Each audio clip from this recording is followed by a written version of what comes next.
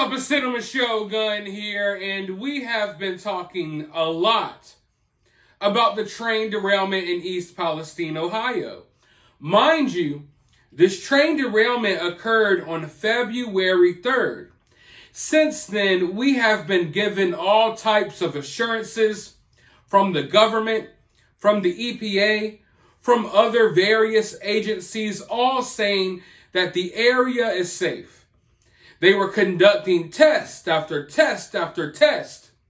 And we all assumed that while they were conducting these tests, that they were also testing the soil in East Palestine, Ohio. Well, it just so turns out they never tested the soil. As they were telling people, hey, go home. Go to your homes, they're safe.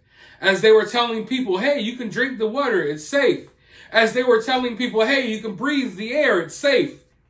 Little did we know that they had not even tried to test the soil yet. So finally, after everyone figured out that we were I don't want to say we were being lied to about that. We were being distracted. We were being distracted by the air quality test and the water quality test, to the point that we kind of forgot, not necessarily that we forgot, but we kind of assumed naturally that they were testing the soil. Why would you tell people it's safe to go here if you haven't conducted all of the tests that you were supposed to conduct? Well, after a lot of pressure was put on them by the public, by people like me, by people like you, they finally decided, hey, let's test the soil. And now we know why they didn't want to test the soil in the first place. Because they knew that the results would be bad. And East Palestine soil, after some results have come in, and it looks as if right now, the East Palestine soil that was tested holds dioxin levels hundreds of times over the cancer risk threshold. Meaning that the dioxin levels in this soil is hundreds of times over what is safe, what is normal. So, what does that tell you, ladies and gentlemen? That it is not safe in East Palestine, Ohio. I don't care what they say. It's not safe to breathe the air there. I don't care what they say. It's not safe to drink the water. In fact, independent researchers came in, tested the water, and they found several cancer-causing chemicals within the water. The same water that they were telling these people it's okay to drink. And now we're hearing about these dioxin levels in the soil. Make no mistake about it, they did this on purpose. They knew that the timing was very important for them. They knew that. They waited to test the soil purposely because they knew that eventually, after a couple of weeks, a lot of the attention surrounding this situation would die off. If they let everyone know within the first week or two of this train derailment that things were this bad, man, we would have had a lot more public outroar. Heads would be rolling. People would be losing their jobs. There would be protests, you name it. So they purposely waited. They waited and they waited for weeks until other news stories dominated the headlines. And then they chose to do the test. And then they chose to release the results. Mind you, this is the results of the test that were conducted by the EPA and their private agencies that they hired. So the way I look at things, whatever they're comfortable telling you, go ahead and assume that it's 3, 4, 5 times worse than that. Because, see, this is what they are telling us. So what aren't they telling us? And we know that they're doing shady tests. They're doing tests that will look for certain chemicals while ignoring others that they should also be testing for. So, I mean, I could talk until I'm blue in the face on this subject because it's disgusting how the situation has been handled. But let's go ahead and dive into this article and see what's going on here. Newly released data shows soil in the Ohio town of East Palestine contains dioxin levels hundreds of times greater than the exposure threshold above which EPA scientists in 2010 found poses cancer risks. The EPA at the time proposed lowering the cleanup threshold to reflect the science around the highly toxic chemical. But the Obama administration killed the rules, and the higher federal action threshold remains in place. Though the dioxin levels in East Palestine are below the federal action threshold, and an EPA administrator last week told Congress the levels were very low, chemical experts, including former EPA officials who reviewed the data, say the data is very concerning. The levels found in 2 soil samples are also up to 14 times higher than dioxin soil limits in some states, and the numbers point to wider contamination, said Linda Birnbaum, a former head of the U.S. National Toxicology Program and a former EPA scientist. The levels are not screaming high, but we have confirmed that dioxins are in East Palestine's soil. The EPA must now test the soil in an area more broadly. The data probably confirms fears that the controlled burn of vinyl chloride in the days after the train wreck in the town created dioxin and dispersed it throughout the area, experts say. Though they stressed the new data is of limited value because only 2 soil samples were checked. The train crash in East Palestine and its toxic aftermath has become a major issue in the U.S., with local activists decrying a lack of action by both the government and the train operator, Norfolk Southern. Dioxins are a class of chemicals that are a byproduct produced when chlorine is burned, which is a common industrial process in making products like PVC. The chemicals are highly persistent and can accumulate and stay for years in the environment or human bodies. Among other health issues, the compounds are linked to cancer, diabetes, heart disease, nervous system disorders, and other serious health problems. Soil and food contamination are considered to be among the most common exposure routes. After testing for weeks to test for dioxins, the EPA announced it would order Norfolk Southern to do so. Separately, Indiana last week commissioned testing of East Palestine soil because one of the state's landfills is storing it. The testing was conducted by what Birnbaum characterized as a reputable laboratory.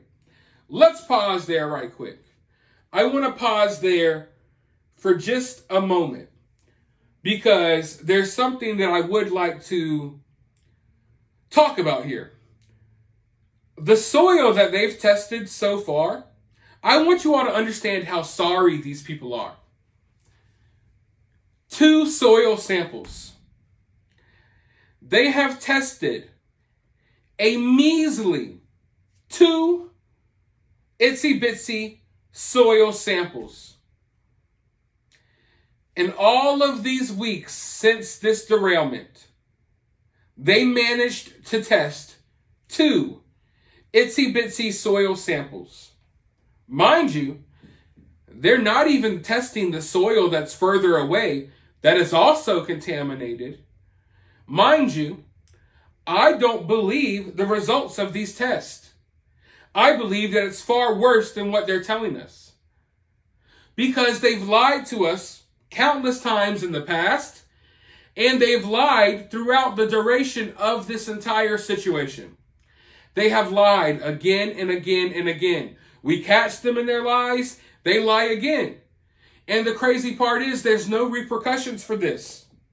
You all who have been watching my videos and my coverage of this story since day one, honestly, think about it. How many lies have we caught them in? You can't even count it on 2 hands or 2 feet. We're catching them in another lie almost every single day on this channel. No repercussions at all. And it's not like I'm personally the only one catching them in these lies. No. A multitude of people are catching them in these lies. Even the mainstream media sometimes is catching them in these lies. These lies are known by many. It's not like this is a big secret. But they lie, and then they cover up their lie and act like they didn't lie 2 days ago and then give you new information that we're supposed to believe, even though you gave us false information 2 days ago. You told us the water was safe. Independent researchers found various cancer-causing chemicals in the water. Now you're trying to tell us that the soil levels are this much dioxin and that much dioxin. No, it's probably way worse than what they're telling us. Because everything about the situation has been way worse than what they've told us. But let's dive back in. After resisting calls for weeks to test for dioxins, the EPA on March 3rd announced that it ordered Norfolk Southern to do so. The Indiana governor, Eric Holcomb, said the levels found in the soil were not harmful. Meanwhile, an EPA regional administrator, Deborah Shore, during congressional testimony on March 9th, characterized the dioxin levels found in Indiana as very low and good news. But while the EPA can claim that the levels are low from a legal standpoint, the agency's own science suggests that they are not safe. And dioxin experts who spoke with The Guardian cast doubt on Shore's and Holcomb's assessments. Regulators established the toxicity of dioxins in a soil sample by calculating the toxicity equivalence of all dioxins in the soil compared with the most toxic dioxin compound, called 2378-TCDD. East Palestine soil showed levels of 2378-TCDD toxicity equivalents of 700 parts per trillion, the level at which the EPA will initiate cleanup action in residential areas is 1,000 ppt. However, the cleanup triggers are much lower in many states, 90 ppt in Michigan and 50 ppt in California. So based on this, the concentrations are actually concerning, said Karsten Praise, an organic chemist at Johns Hopkins University and scientific advisor for Simple Lab. Federal cleanup standards of 1,000 ppt apply in Ohio. Moreover, EPA scientists in 2010 put the cancer risk threshold for dioxins in residential soil at 3.7 ppt, and the agency recommended lowering the cleanup trigger to 72 ppt. When you run the numbers and do your best state-of-the-art risk calculations, that's the number you get for the cancer risk, said Stephen Lester, a toxicologist who has researched dioxins for 40 years and is science director for the Center for Health, Environment, and Justice. That's why dioxins are described as one of the most toxic chemicals ever created. The rules were ultimately killed for political reasons, Lester said. Exposure to that level of dioxin is probably widespread and making the change would create fallout that would be extremely difficult for the government to manage. Instead of making adjustments for the high risk of these chemicals, they dropped it. They just walked away from it. And that's the crazy part of this story, Lester said. Now the EPA can legally claim the levels in East Palestine are safe, even if agency science suggest otherwise. The EPA did not respond to specific questions, but in a statement, the agency doubled down on its assessment. The available data analyzed and validated by an independent laboratory shows the waste from East Palestine that went to Indiana does not contain harmful levels of dioxin. Experts also cautioned that the levels may be safe for Indiana's purpose, storing toxic waste in a landfill, and unsafe in the context of public exposure to the chemicals around the crash site. It is also unclear where and at what depth the samples were collected, Price noted, all of which has implications for potential health risk in East Palestine. The chemicals would especially present a risk in dust and gardens and for children playing outside, he added. Many homes are a matter of feet away from the wreck site.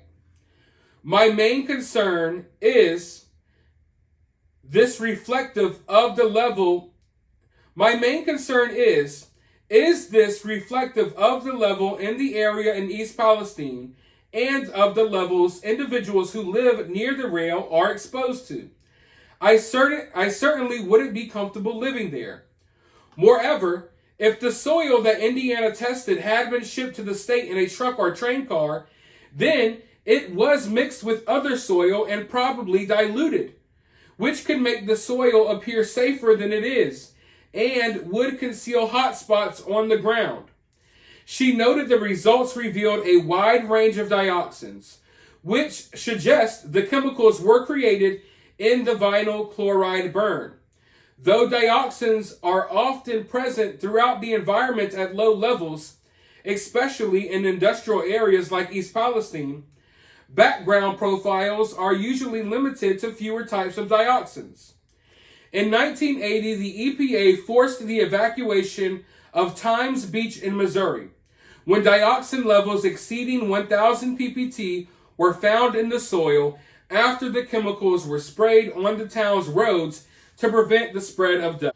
Experts who have begun reviewing Norfolk Southern's plan for testing for dioxins are already raising concerns about its design, and they say the EPA may fear a repeat of Times Beach. What you really need to know for the people in the area to be safe is where did the dioxins come from, where did the wind take it, where was it deposited, and where is the area with heavy levels. So what have we learned here today, ladies and gentlemen? We've learned that the EPA is contradicting their own science. If you look into EPA documents, they would show that these dioxin levels at a certain level, they're dangerous, right? That's what the science shows directly from the EPA themselves. Mind you, now that this situation has happened in East Palestine, they're trying to ignore their own science. What does this remind you of? This reminds me of the beer bug, the lockdowns, the whole virus situation that we went through a couple of years ago, where medical experts were trying to speak out. They were being silenced by other medical experts that were really in it for the money, and they were in it for the other agendas that were taking place. Same thing is happening here. We have the EPA saying that these levels are safe, that these dioxin levels are safe. Meanwhile, the EPA just a couple of years ago said that these dioxin levels are not safe. So they are lying, blatantly lying. Not only are they lying, they're contradicting themselves. And it's so bad that former EPA officials are speaking out, basically calling them out on their nonsense. Calling them out because they don't have the right regulations in place for these tests. We don't know where this soil came from. They tested 2 measly soil samples. Where did y'all get that soil? Because that matters. Did you collect soil that was 30 miles away? Did you collect soil that was right there at the sign of this crash? Mind you, they covered up a lot of this soil with gravel and other soil and built a whole train track on top of it. So for all we know, they could be scooping up that new soil and then testing it to dilute the soil and to dilute the chemicals.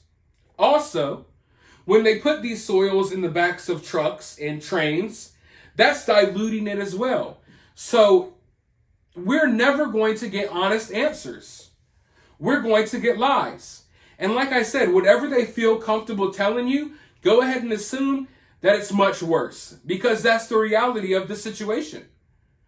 How bad can things be when the EPA feels so comfortable lying to our faces, when you could go on the EPA website, you could do your research and find out that the EPA already put information out there years ago that totally 100% contradicts what they are saying now.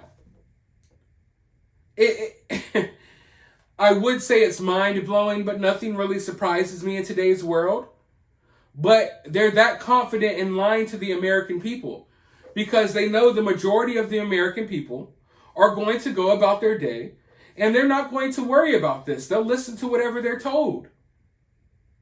But the proof is in the pudding.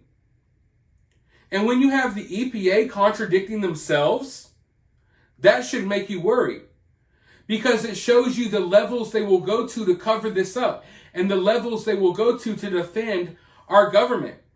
You know what I mean? Like nothing is safe anymore. Nothing is sacred.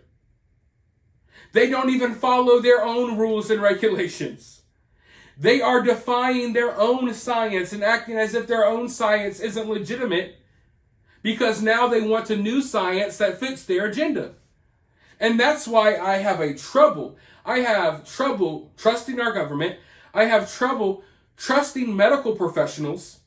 I will never look at doctors the same way again after the last few years. I will never look at the EPA the same way again. I will never look at any of these professionals the same way again, because the reality is a lot of these professionals are bought and paid for, and they will tell you whatever is good for them, not what's good for you. Let me know your thoughts though down in the comments below. While you're down there, hit the thumbs up, hit the subscribe, ring that notification bell, and I'll talk to you all in the next video.